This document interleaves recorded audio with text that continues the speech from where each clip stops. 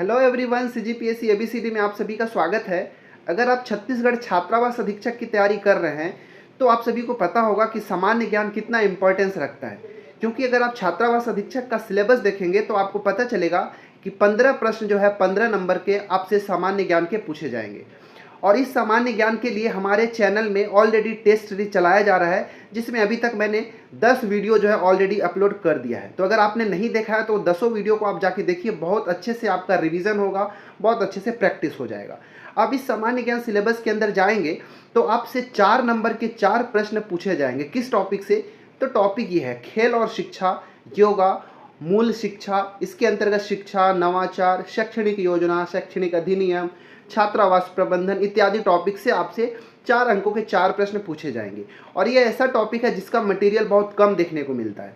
तो इस सिलेबस के अंदर तो सबसे पहले मैं योगा के लिए, ठीक है, इस सिलेबस का जो ये पार्ट योगा वाला है, इस योगा से मैं आपके लिए एमसीक्यू का लेकर आया हूँ। और ये बहुत ही अच्छे और इम्पोर्टेंट लेवल के एमसीक्यू आपके लिए यहाँ पर लेकर आया हूँ। तो पेन पेपर भी अपने साथ जरूर लेके रखें और इसको नोट डाउन जरूर करके चलें। चैनल में अगर आप नए होंगे तो हमारे चैनल को सब्सक्राइब कर लीजिए। वीडियो अच्छा लगे तो लाइक कर ले, अपने दोस्तों के साथ शेयर जरूर करें, ठीक है। अगर इस वीडियो का पीडीएफ चाहिए, अगर इस क्वेश्चन का पीडीएफ अगर आपको चाहिए तो आप हमारा जो टेलीग्राम चैनल है उसको भी जरूर ज्वाइन कर लीजिए। वहाँ पर मैं इस वीडियो का जो क्वेश्चन है उसका पीडीएफ जो है डाल दूंगा, वहाँ से आप डाउनलोड कर लेंगे। तो चलिए लेट ना करते हुए इस वीडियो की शुरुआत करते हैं और बढ़ते हैं क्वेश्चन नंबर 1 की ओर। पहला क्वेश्चन स्क्रीन पर ये रहा। प्रश्न है कि आधुनिक काल में समग्र योग या फिर कह लीजिए इंटीग्रल योगा किसकी रचना है? रामकृष्ण परमहंस, श्री अरविंदो, स्वामी विवेकानंद या फिर श्री बालकृष्ण? किसकी रचना है समग्र योगा, आपको बताना। ये एक अच्छा प्रश्न है, एग्जाम में पूछे जाते हैं। इसका राइट आंसर जो है option number B, Shri Aurobindo. इन्होंने ही इस समग्र योगा की रचना की है। अच्छा, एक चीज़ याद रखिएगा, श्री बालकृष्ण जो है इन्होंने एक पत्रिका का प्रकाशन भी किया था। इनका याद रखिएगा, पत्रिका का नाम है योग संदेश, ठीक है। इस पत्रिका का नाम याद रखिएगा, बहुत इंपॉर्टेंट है, एग्जाम में पूछा जा सकता है। क्या? योग संदेश। और ये जो योग संदेश है ये किससे प्रेरित है? तो जो बाबा रामदेव हैं उनसे प्रेरित है, ठीक है ना। उनकी प्रेरणा से ही बालकृष्ण जी ने इस पत्रिका को चलाया था, ठीक है। तो ये पूरा आपको याद रखना है। चलिए दूसरा प्रश्न की ओर बढ़ते हैं। दूसरा प्रश्न है कि अष्टांग योग के प्रतिपादक कौन है? ये एक बहुत ही अच्छा क्वेश्चन है जो कि कई बार एग्जाम में आपको देखने को मिलता है, इसलिए इसको आप नोट करके लिखिएगा और इसको मैं जो समझाऊंगा उसको भी आप अच्छे से नोट करके रखिएगा। प्रश्न क्या है कि अष्टांग योग के प्रतिपादक कौन है? महर्षि कणाद, महर्षि विश्वामित्र, महर्षि चरक या फिर महर्षि पतंजलि? किसने अष्टांग योग का प्रतिपादन किया था? आपसे प्रश्न ये पूछा जा रहा है, ठीक है। तो इसका जो राइट आंसर है ना, ये है ऑप्शन नंबर डी, ठीक है। महर्षि पतंजलि ने ही अष्टांग योग की रचना की थी। ये अष्टांग योग को ना राजयोग भी कहा जाता है, ठीक है। क्या कहा जाता है? राजयोग। और इस अष्टांग योग के अंदर मतलब कह लीजिए कि ये जो अष्टांग अंग है इसमें 8 अंग होते हैं, ठीक है। कह लीजिए कि 8 अलग अलग प्रकार के अंग हैं या फिर अलग अलग प्रकार के नियम हैं। जो चाहे तो मैं यहाँ पे नाम भी लिख देता हूँ, नाम को याद रखना है क्योंकि यहाँ से प्रश्न पूछा जाता है कि अष्टांग योग के अंदर कौन कौन से 8 अंग आते हैं। तो पहला जो आता है जिसको कहते हैं यम, ठीक है। पहला क्या हो गया? यम हो गया। दूसरा जो होता है जिसको कहते हैं नियम, ठीक है, यम नियम। तीसरा हो गया आसन, यम नियम आसन। चौथा होता है प्राणायाम, ठीक है। पूरा वीडियो में लास्ट तक बने रहिए, आपको बहुत अच्छा जानकारी मैं दूंगा। 5वें नंबर पे आता है प्रत्याहार।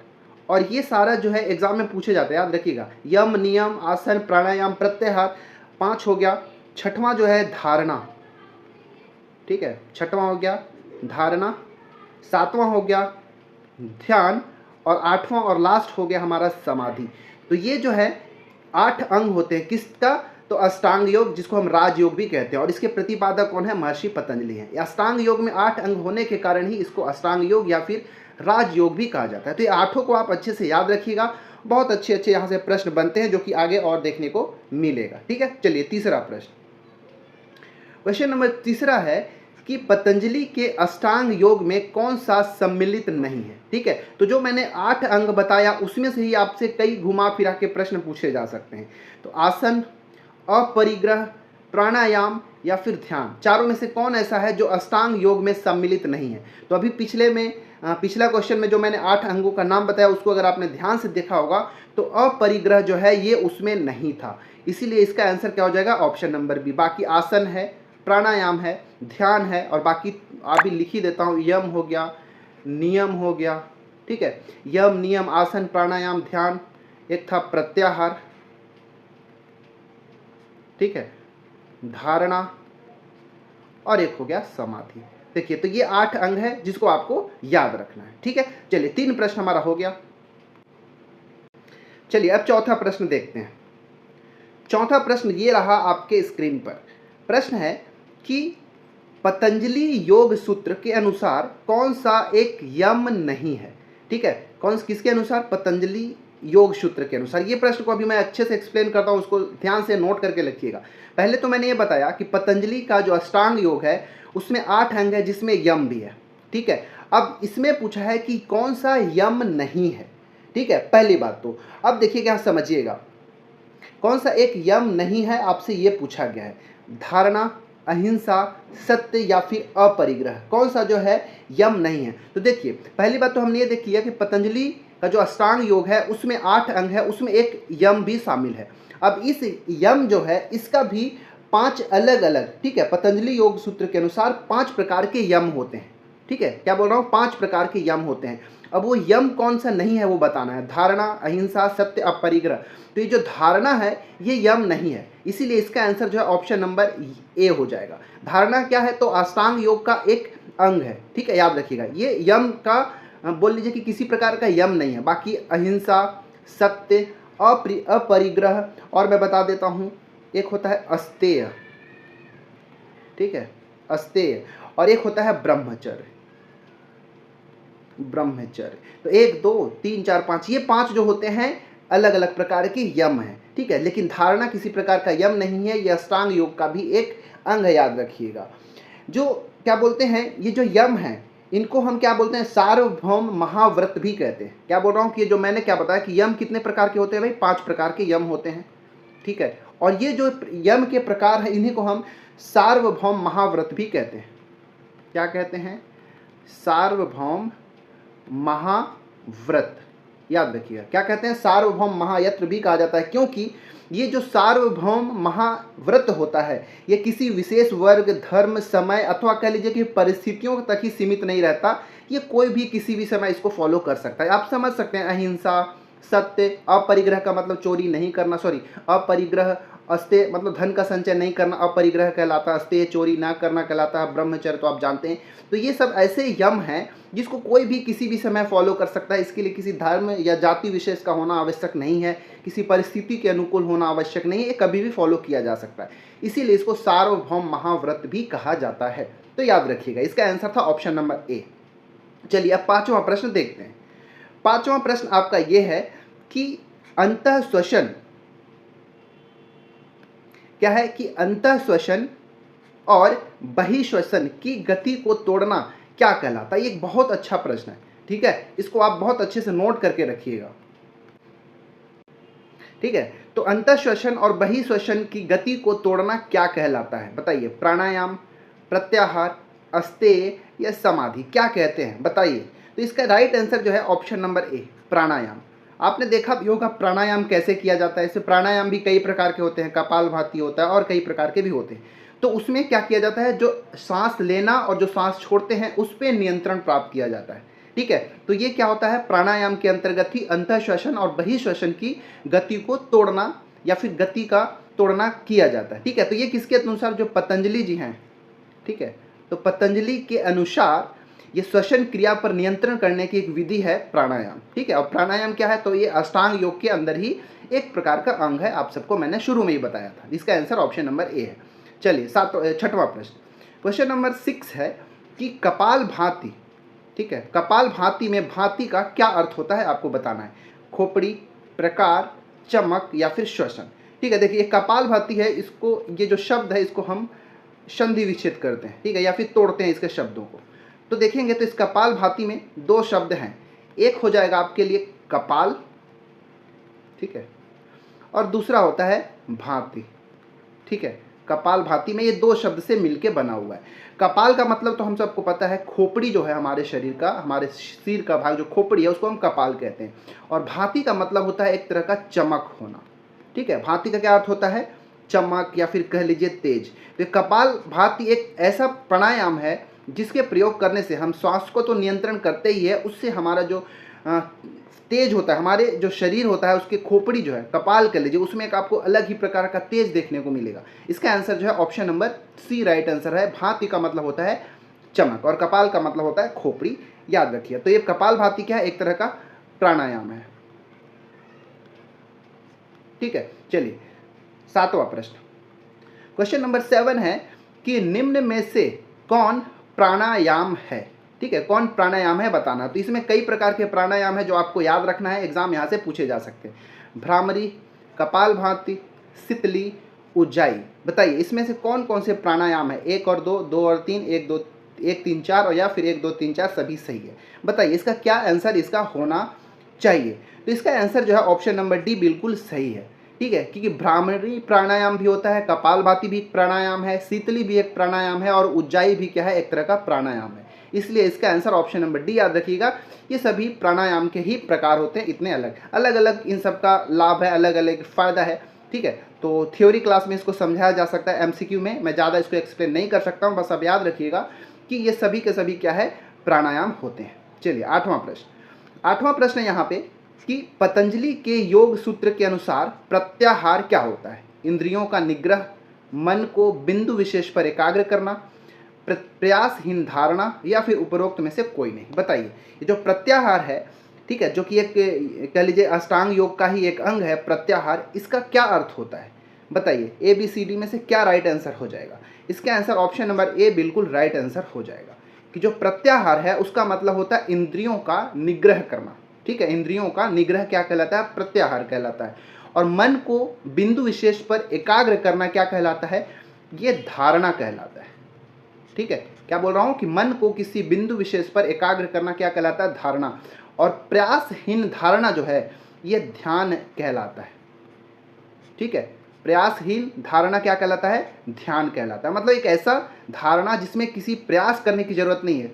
जो योगी संत होते हैं वो तुरंत से उनमें इतना प्रैक्टिस होता है कि आसानी से वो ध्यान में वो चले जाते हैं। ठीक है, तो इसका आंसर जो था ऑप्शन नंबर ए बिल्कुल राइट आंसर था। चलिए 9वां प्रश्न अब देखते हैं, इसको याद रखिएगा, सबको ऐसे पूछा जा सकता है। 9वां प्रश्न है यहाँ पे जो कि एक इम्पॉर्टेंट है। क्या है प्रश्न कि निम्न में से कौन योग की एक धारा नहीं है?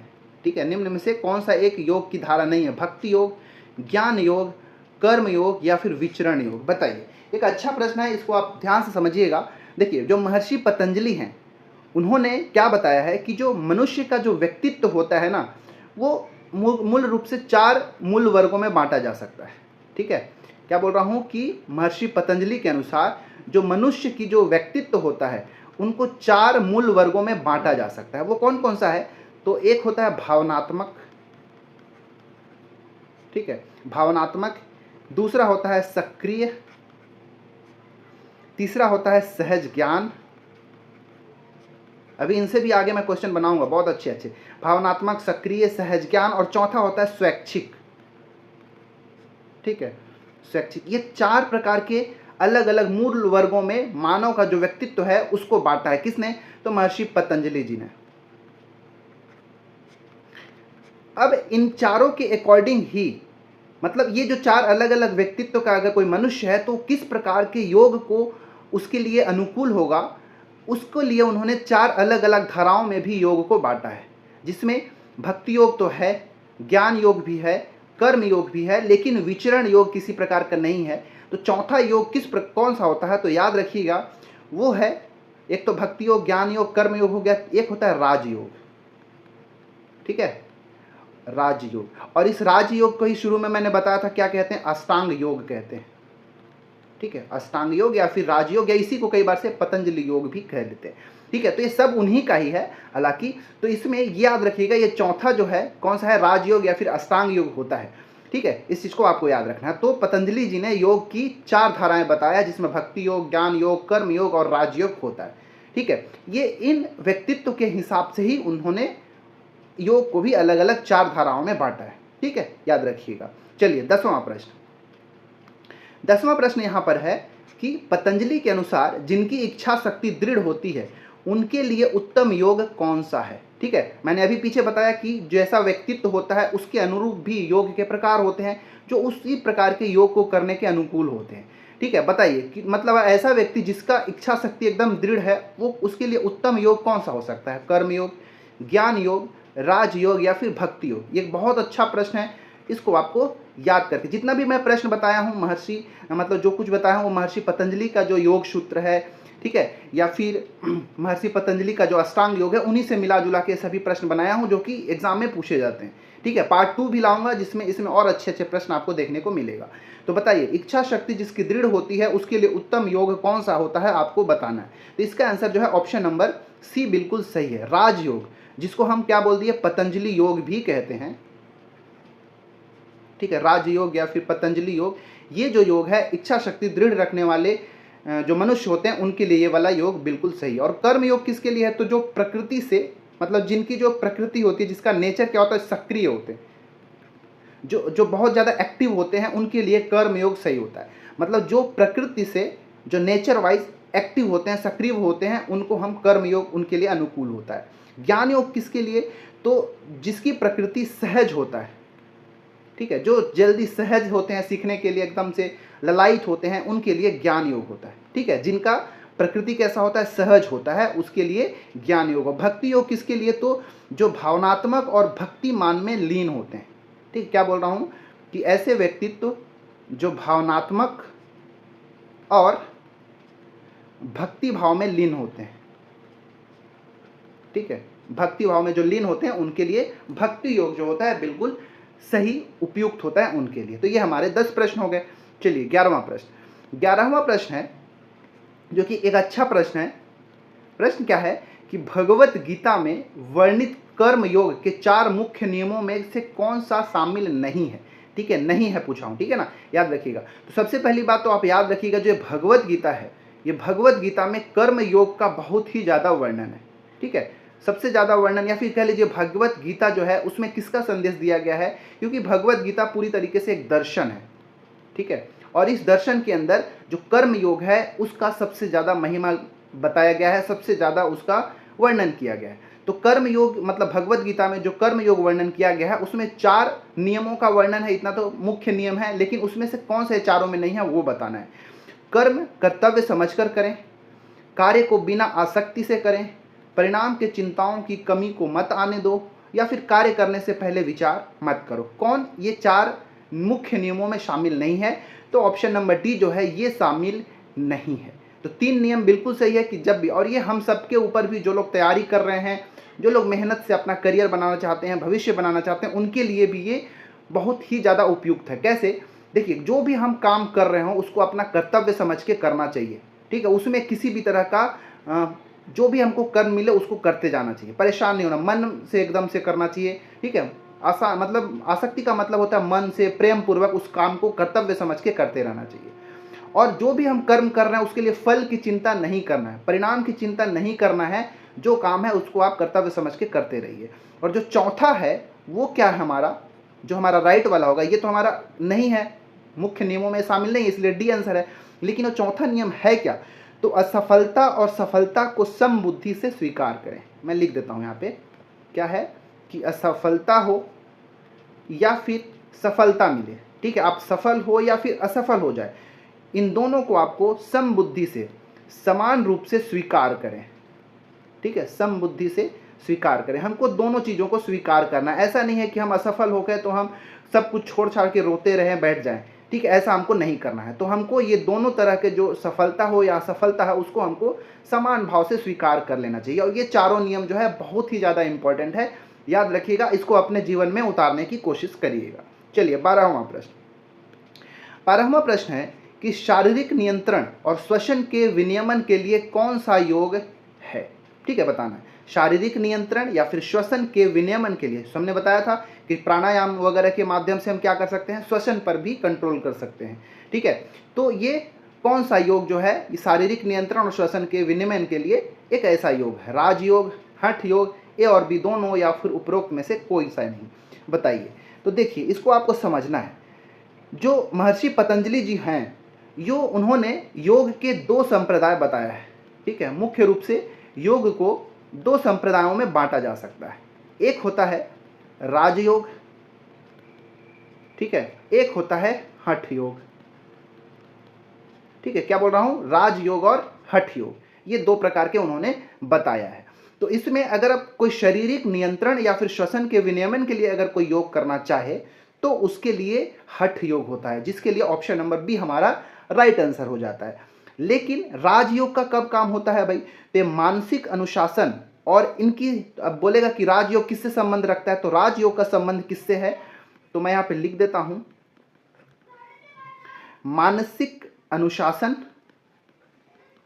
ठीक है, मानसिक अनुशासन एवं इसकी शक्तियों से संबंधित है, ठीक है। राजयोग किससे संबंधित है, तो मानसिक अनुशासन एवं इसकी शक्तियों से संबंधित है, आपको याद रखना है। ये जो राजयोग है मैंने पहले भी बताया कि इसको पतंजलि योग भी कहते हैं, ठीक है, याद रखिएगा। या फिर इसको हाँ ठीक है, दो प्रकार में हमने इसको बांटा, राजयोग हो गया पतंजलि, और इसी के अंदर आएगा अष्टांग योग, इसको भी अष्टांग योग ही कहते हैं, ठीक है। और इधर हमारा एक हठ योग हो गया, ठीक है। अष्टांग योग के अंदर हमने देखा था कि 8 प्रकार का अंग है। अभी जो हठ योग है इसमें हम देखेंगे, और देखिए एक चीज और याद रखिएगा कि ये राजयोग है, ठीक है, जो कि मानसिक अनुशासन एवं इसकी शक्तियों से संबंधित है, ये हठ योग का प्रयोग करके आप राजयोग तक पहुंच सकते हैं, ठीक है। मतलब हठ योग जो है उसको सीढ़ी की तरह प्रयोग करके आप राजयोग तक पहुंच सकते हैं, ठीक है, याद रखिएगा। आगे हम हठ योग से भी प्रश्न करेंगे जो कि बहुत अच्छा होगा, इसको नोट करके रखिएगा। 13 नंबर का प्रश्न, 13वां प्रश्न है कि हठ योग के अंतर्गत षट कर्मों में कौन सा शामिल नहीं है, वेरी वेरी इंपॉर्टेंट क्वेश्चन, ठीक है। हमने देखा कि जो राजयोग है उसको हम अष्टांग योग भी कह रहे थे, पतंजलि योग भी कह रहे थे, जिसमें 8 अंग थे। लेकिन अब बात आती है हठ योग, तो हठ योग किस लिए था, तो शारीरिक नियंत्रण के लिए, श्वसन पर विनियमन के लिए था, और इस हठ योग के अंदर षट कर्म आते हैं, ठीक है। इसमें 6 अलग अलग नियमों की बात किया गया है, 6 षट कर्म मतलब 6 प्रकार की क्रियाओं की यहाँ पे बात किया जाएगा। तो ये जो हठ योग होता है, ठीक है, इसमें शरीर का शुद्धिकरण और श्वासों का नियंत्रण जो है हठ योग के माध्यम से किया जाता है। और शरीर के शुद्धिकरण के लिए ही, किस लिए मैं यहाँ पर बता रहा हूँ, शारीरिक शुद्धिकरण के लिए या फिर शरीर के शुद्धिकरण के लिए ये षट कर्म होते हैं। ये षट कर्म कौन कौन से हैं मैं यहाँ पे लिख देता हूँ, याद रखिएगा। एक होता है धौती, ठीक है, पहला हो गया धौती। दूसरा होता है बस्ती, ठीक है, धौती बस्ती। तीसरा होता है नेति, ठीक है, 3 हो गया। चौथा होता है त्राटक, त्राटक। पांचवा होता है नौली, और छठवां और आखिरी जो है वो होता है कपालभाति, ठीक है। कपालभाति एक प्राणायाम है जो कि षट कर्म में भी शामिल है। तो ये शरीर के शुद्धिकरण के लिए हठ योग किया जाता है, जिसमें षट कर्मों को बताया गया है, जिसमें षट कर्म ये 6 प्रकार के हैं। अब प्रश्न पूछा है कि हठ कर्म के अंतर्गत षट कर्मों में कौन सा शामिल नहीं है, तो ये प्रत्याहार शामिल नहीं है, इसलिए हमारा ऑप्शन नंबर बी होगा। ये अष्टांग योग के एक अंग है प्रत्याहार, त्राटक है, धौती है, बस्ती है, और बाकी यहाँ पे 3 जो है मैं यहाँ पे लिख दिया हूँ, तो आप इसको नोट करके जरूर लिखिएगा। चलिए 14 नंबर का प्रश्न देखते हैं। 14वां प्रश्न है यहाँ पर कि षट कर्मों में शामिल धौती का क्या अर्थ होता है, ठीक है। अभी हमने बताया कि 6 प्रकार के षट कर्म है, मैंने 6 का नाम बताया, उसमें पहला जो था धौती है। उस धौती का क्या काम होता है, आमाशय की सफाई, एनिमा का प्राकृतिक स्वरूप, नासिकाओं की स्वच्छता, या फिर नाभि की सुदृढ़ता। क्या होता है धौती का अर्थ, तो धौती का अर्थ होता है आमाशय की सफाई, ऑप्शन नंबर ए बिल्कुल सही है। एनिमा का प्राकृतिक स्वरूप, इसका मतलब होता है बस्ती, ठीक है। जो दूसरा मैंने बताया था कि एक बस्ती भी एक षट कर्म के अंदर होता है, इस बस्ती का अर्थ होता है एनिमा का प्राकृतिक स्वरूप, ठीक है।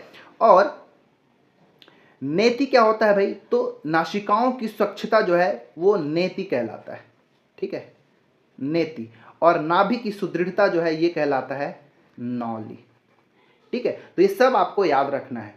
चलिए, तो ये हमने 14 प्रश्न कर लिया। 15वां और आखिरी प्रश्न आपके लिए ये है यहाँ पे कि वृत्तियों का निग्रह प्राप्त किया जा सकता है, ठीक है। वृत्तियों पर निग्रह किस प्रकार से हम प्राप्त कर सकते हैं, प्रश्न ये है। वैराग्य और योग के अभ्यास से, मन को इच्छाओं से पूर्ति करके, सांसारिक मोह से, या फिर उपरोक्त सभी में से? बताइए। तो वृत्तियों का निग्रह किस प्रकार किया जा सकता है? तो वृत्तियों का निग्रह वैराग्य और योग के अभ्यास से ही किया जा सकता है। ठीक है, तो इसका आंसर जो है ऑप्शन नंबर ए हो जाता है। तो इस प्रकार हमने इस वीडियो में योग पर आधारित हमने 15 प्रश्नों को देखा। ठीक है, अगर इस 15 प्रश्नों को आप टेस्ट की तरह लिए होंगे तो बताएंगे कमेंट करके कि इस आउट ऑफ 15 आउट ऑफ 15 आपका कितना सही हुआ। अगर आप इसको पढ़ रहे थे अपने तैयारी के लिए तो प्रश्न का लेवल कैसा था आप कमेंट करके जरूर बताइए। क्या इसका पार्ट 2 आप सभी को चाहिए? कमेंट करके जरूर बताइएगा। ठीक है, वीडियो का अगर इसका पीडीएफ चाहिए होगा तो हमारा टेलीग्राम को जरूर ज्वाइन कर लीजिएगा। चैनल में नए हैं तो हमारे चैनल को सब्सक्राइब जरूर कर लें। मिलते हैं किसी और ऐसे इंपॉर्टेंट वीडियो के साथ, तब तक आप अपना पढ़ाई कंटिन्यू रखें। धन्यवाद।